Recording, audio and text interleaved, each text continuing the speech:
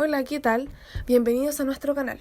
El libro del que les hablaremos hoy es Formas de volver a casa, obra del chileno Alejandro Zambra, un joven escritor y poeta que es actualmente considerado uno de los autores más importantes en Latinoamérica, destacando por su originalidad.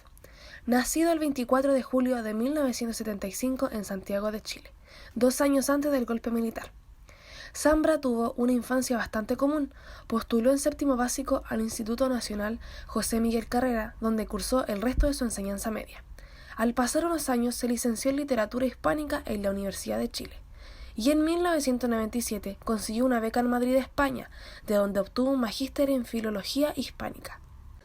Este escritor empezó su carrera literaria como poeta, con su primer poemario, Valle Inútil, de 1998, y el segundo, Mudanza, en 2003, pero posterior a esas publicaciones pasó a la narrativa.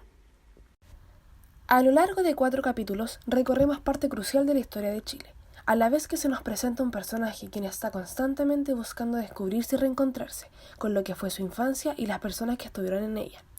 En la obra se nos presenta por un lado el punto de vista de un niño que creció durante los años 80, aquella época en que Pinochet era un personaje de la televisión que conducía un programa sin horario fijo, lo que nos hace creer que será una historia independiente, pero luego se nos muestra la perspectiva de un hombre adulto que desde un presente conectado con las imágenes de entonces escribe la novela de ese niño y anota fragmentos de su vida actual, mostrando que en realidad se trata de la historia de un hombre que escribe una novela de alguien que vivió cosas similares a él.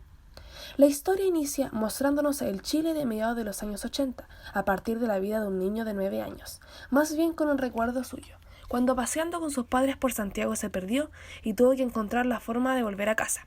Este recuerdo hace que el narrador evoque desde su presente otro recuerdo de su infancia en contexto del terremoto de 1985 y la dictadura. Gracias a la terrible noche del terremoto, pudo conocer a Claudia, su vecina, unos años mayor que él, una niña de un mundo completamente distinto, que vive con la constante preocupación por su padre y que por el contrario el protagonista es muy consciente de lo que está ocurriendo. Notamos cómo el mundo del niño comienza a girar en torno a ella, creciendo y aprendiendo en base a sus diferencias.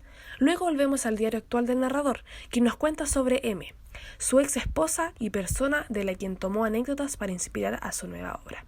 Volviendo a la novela, Claudio volvió de Estados Unidos luego de muchos años por la muerte de su padre, momento donde se aclaran situaciones como que Raúl, su supuesto tío, era en realidad su padre.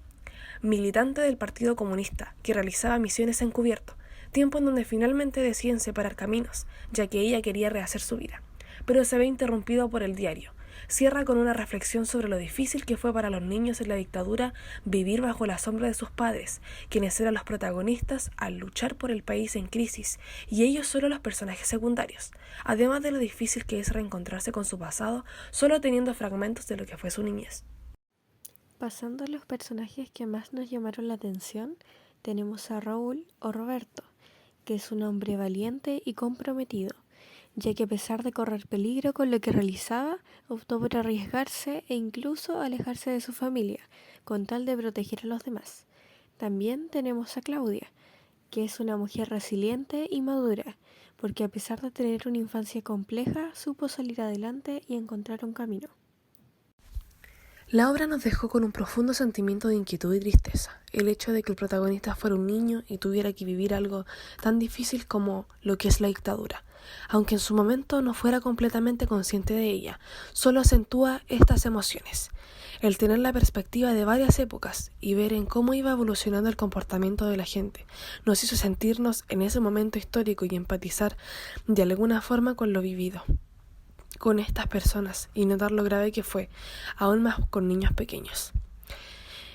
Esta novela presenta una intersexualidad con la serie de televisión Los 80, ya que en ambos se reflejan acontecimientos de la dictadura de Pinochet, mostrando en cómo vivían las familias en ese entonces y las realidades de la sociedad. Como principal símbolo en la obra reconocemos los terremotos, los cuales simbolizan un antes y un después en la vida del protagonista, ya que señalan momentos de cambio que perturban el equilibrio en el que vive y lo llevan a repensar su realidad. El terremoto de 1985 simboliza cierta ruptura de la inocencia, ya que con él entiende por primera vez que la muerte es una posibilidad. Y el del 2010, por su parte, simboliza la consolidación de su proyecto de búsqueda emprendido en la novela. Con él también logra reconectar con sus padres, dejando de lado los reproches y el resentimiento. Hay bastantes elementos que nos parecieron llamativos y originales del libro, partiendo por la manera en la que estaba escrito, ya que ésta era más bien informal. No era como la mayoría de libros que hemos leído, de hecho, fue uno de los primeros libros que se puede entender casi completamente. Quizás se debió a que el vocabulario usado era más cercano por ser el autor chileno. Lo que se adhiere a la memoria son pequeños fragmentos extraños que no tienen principio ni fin. Uno de los cuantos elementos que podemos destacar de este libro es el hecho de que tiene bastantes frases memorables.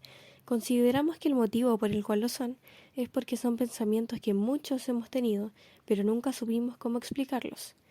Leer el punto de vista de un niño de 9 años acerca de un acontecimiento como lo es la dictadura militar nos llamó bastante la atención, y una de las frases que más impacto causó fue: mientras el país se caía a pedazos, nosotros aprendíamos a hablar, a caminar, a doblar las servilletas en forma de barcos, de aviones. Mientras la novela sucedía, nosotros jugábamos a escondernos, a desaparecer. A lo largo de la lectura se menciona el mismo pensamiento, pero de diferentes formas. El protagonista expresa cómo siempre se sintió como un personaje secundario en su propia vida. La mayor virtud del libro está en su narrativa, ya que tiene una estructura única y un contenido original.